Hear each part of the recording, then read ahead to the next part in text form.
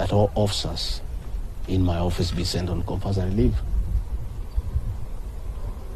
Last night, all vehicles assigned to officers who work under me were impounded to cripple the office of the Deputy President.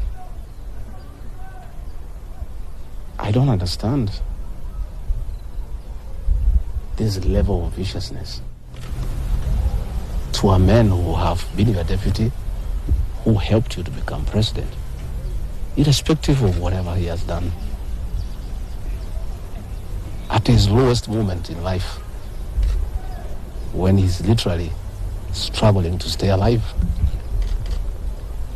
you unleash such viciousness against him. I bear no grudge against anybody, but this had not seen that in President William Ruto.